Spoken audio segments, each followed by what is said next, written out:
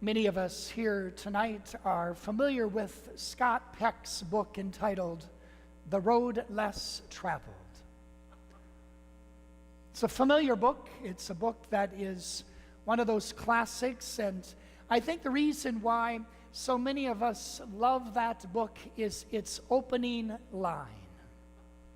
Anybody remember the very first sentence, the very first three words of Scott Peck's book, The Road Less Traveled? If you can remember it, I've got some money for you. No, just kidding. Scott Peck's book, The Road Less Traveled, begins this way. Life is difficult. I think that's why we love the book. Because Scott Peck, why he speaks to us, huh? I mean, who among us here tonight would not agree with that opening line?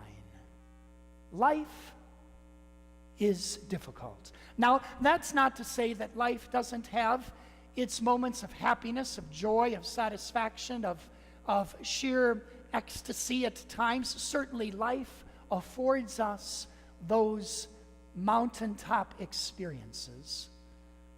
But the rest of life oftentimes can be, if not difficult, certainly a challenge, a struggle as we try to make our way, as we try to navigate through the opportunities and the challenges and the events of everyday living.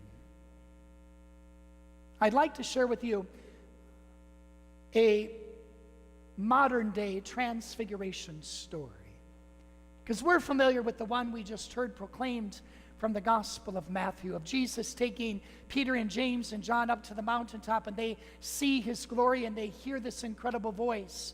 This is my beloved Son with whom I'm well pleased. Listen to him. But I'd like to share with you a modern day rendition of the Transfiguration story. And as I share the story, I would invite you to be thinking about your own transfiguration moments, your own transfiguration story, because we all have them. It's how we are able to navigate and to get through those difficult and challenging days that life hands to us. Years ago, I shared with you the story of an elderly couple, the gentleman who lived at home and his wife in the nursing home because she was living with Alzheimer's and had been doing so for over 6 years.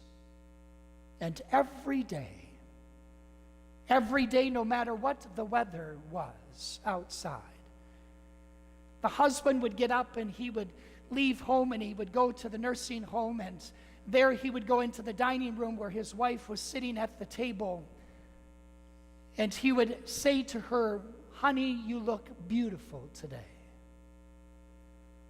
And she had this blank stare on her face, with drool running down the side of her mouth. And yet every day he would make that statement, "Honey, you look beautiful today." And then he would sit there with great patience and with his eyes fixed on her eyes. Even though there was this blank stare, even though she didn't even know who she was, much less who this stranger was sitting across the table from her, using the spoon to feed her little bits by bits. And every day this took place, either at breakfast or at lunch. He would leave his home, he would go to the nursing home, he would sit there with her with his eyes gazed upon hers. Shortly after her funeral, I asked him the question. I said, how did you do it? I know the general answer to that question. How did you do it? How did you do it every day for over 6 years? You would get up, you would go to the nursing home, you would have your eyes fixed on your wife, you would tell her how beautiful she was, and you would simply be there in the presence of her and feed her with a spoon. I know the general answer of how you do it because of the love that you have for her, but I really want to practically know. I asked him, how did you do it? What gave you the strength during those difficult years of knowing that your wife's memory was completely gone, that you could get up every day and go and tell her how beautiful she was when the world would look at her with the drool running down the side of her mouth and find her anything but beautiful. And yet you were able to see beyond the surface, and you were able to sit there with great patience and feed her. How did you do it? And he looked at me and he smiled and he said, Father Steve, I chose to hear the music. I said, what? He said, every day what gave me the strength to leave the house and to see the beauty of my wife and to know that even though her memory was gone, she was still there with me. He said, I was able to do it because I chose to hear the music. I said, what music did you hear? He said, the music that I heard was the music of the song that she and I danced to. The very first moment that I finally realized I was head over heels and madly in love with this woman.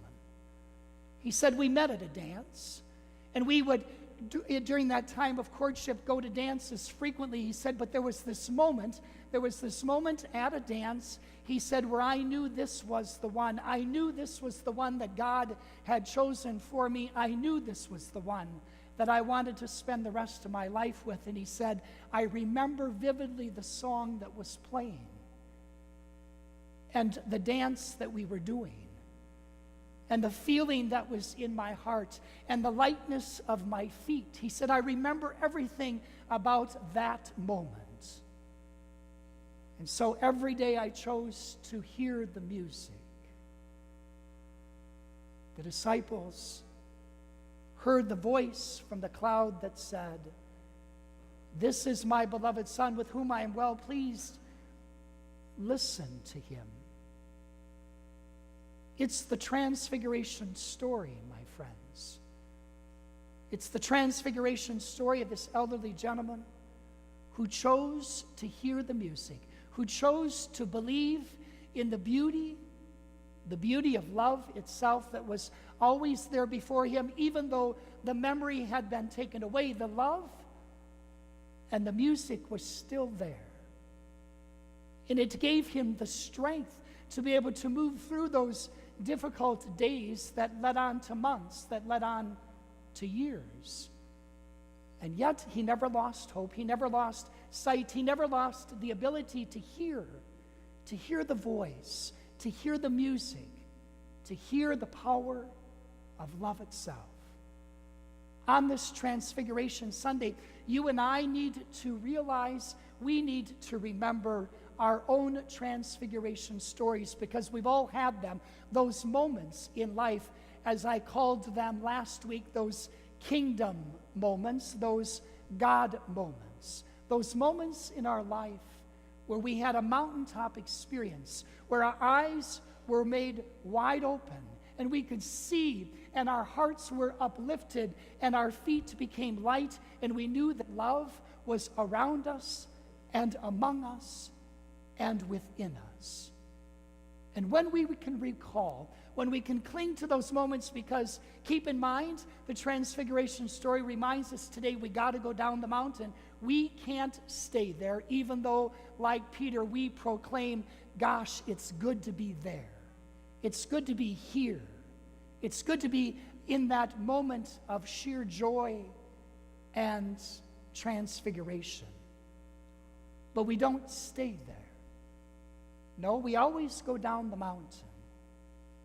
And we encounter the level plains and the deep valleys and the difficulties and the joys and the sorrows that life hands to you and I.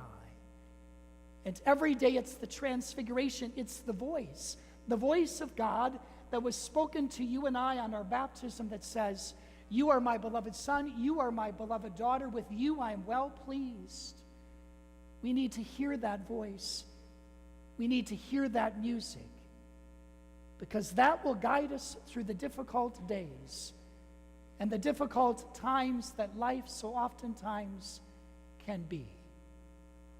And in hearing the music, you and I as disciples will find following Christ easier. And we will discover that the dance goes on.